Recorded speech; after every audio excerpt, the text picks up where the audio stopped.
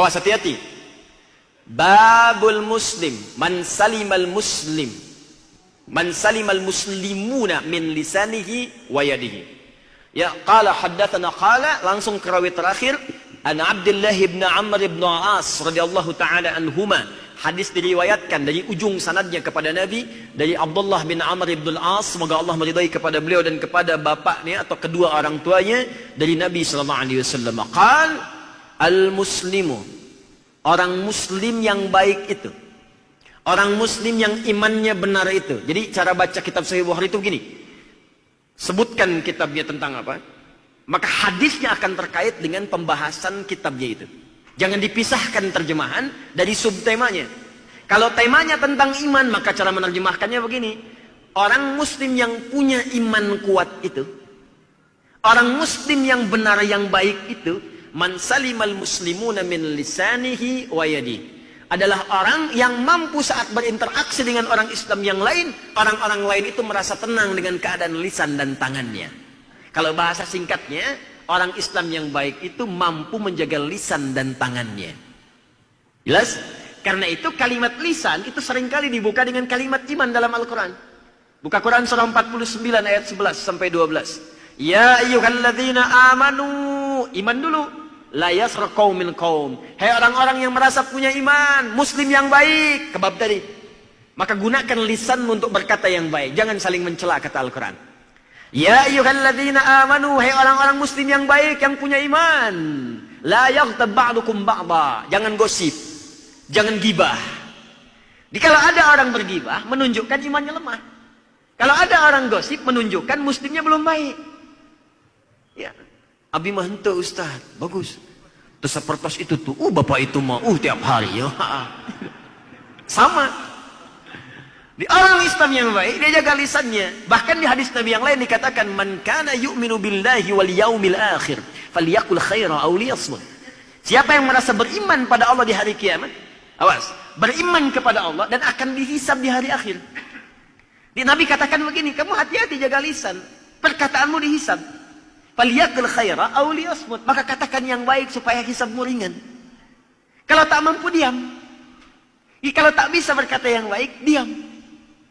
Kamu tahu nggak tentang si fulan itu?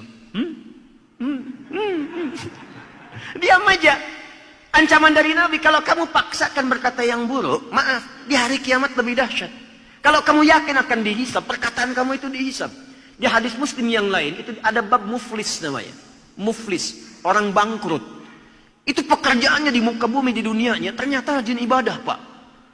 Kalau sholat dahsyat, Bu. Kata Nabi, ya'ti yaumal qiyamati bisolatin. Datang di hari kiamat, pahala sholatnya banyak. Pakai nakirah. Nakirah itu umum. Umum itu bukan spesifik. Artinya jenis-jenis sholat dikerjakan. Jangankan fardu, sunnah diburu. Wasyamin, puasanya rajin. Jangankan Ramadan. Bahkan ayamul bid pun ditunggu-tunggu. Wazakatin, zakatnya rajin. Cuman sayang, wa ya'ti qad syatama hadza. Dia pun datang membawa dosa, seringkali mencela si fulan. Ini isyarat dari Nabi, fenomena 15 abad yang lalu. Kata Nabi, akan muncul fenomena di masa yang akan datang nanti. Orang rajin ibadah tapi rajin maksiat. Maksiatnya apa? Maksiatnya pun unik. Rajin sholat, senang mencela. Rajin puasa, senang berselisih. Karena hadisnya belum lengkap. Wa qadhafa hadza, senang nuduh orang lain. Wa daraba hadza, senang berselisih. Wa safaka dama hadza, bahkan ada yang menumpahkan darah, bahkan menyebutkan nama Allah di dalamnya. Tembak orang, Allahu Akbar. Bom orang, Allahu Akbar. Muncul bom panci, bom kulkas, bom open, bom setrika, dan sebagainya. Itu terjadi nggak? Kalau Nabi yang sampaikan dulu, pasti kejadian. Itu disampaikan itu supaya kita bisa mengantisipasi, jangan masuk bagian dari itu. Makanya hati-hati kalau antum belajar, rajin ikut pengajian, rajin membawa antum untuk ibadah, tapi dalam saat yang bersamaan, senang membuat antum mencela orang. Senang menjadikan Anda berselisih, itu mesti hati-hati. Karena boleh jadi masuk dalam golongan ini. Apalagi mengarahkan Anda pada tindakan ekstrim. Kamu kemarin banyak dosa, tobat. Kalau pengen banyak pahala, jihad sekalian. Tuh ledakan kedubes anu. Hati-hati dengan yang begitu. Hati-hati. Tinggalkan seketika karena menyalahi hadis Nabi. Kata Nabi, tu'khadhu hadha min hasanati wa hadha min hasanati. Kalau ada yang seperti itu sifatnya, maka diambil pahala kebaikannya, ditimpakan dan diberikan, ditransferkan kepada orang yang dizalimi tadi. Misal, ada orang selesai sholat. Maaf, tiba-tiba salah sholat, membicarakan orang lain. Dalam konteks gibah. Nggak tanggung-tanggung yang dibicarakan imamnya. Saya tak imam naik tadi, si pulun pantas dengunah suaranya. Itu dia selesai sholat, pahalanya ditransferkan kepada imamnya sekalian. Seketika. Makanya kalau Anda sedang dicela orang, nggak usah marah, Pak. Itu tandanya ada transfer pahala yang diberikan kepada Anda. Dan hukum celaan itu, hukum celaan nggak bisa bebas kita darinya. Nggak ada orang yang bebas dari celaan. Demi Allah saya katakan, tidak ada manusia yang bebas dari celaan.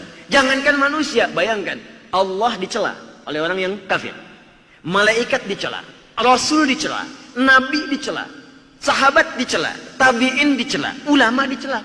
Anda Tuhan bukan, malaikat bukan, Rasul bukan, Nabi bukan, sahabat bukan, tabi'in bukan, ulama juga bukan. Nggak pengen dicela. Anda siapa?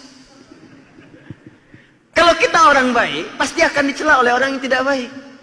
Kalau kita orang yang kurang baik, akan dicela oleh orang baik. Tapi rumusnya itu luar biasa. Apa rumusnya? Kalau celaan dibaca dengan bab iman, indah semuanya.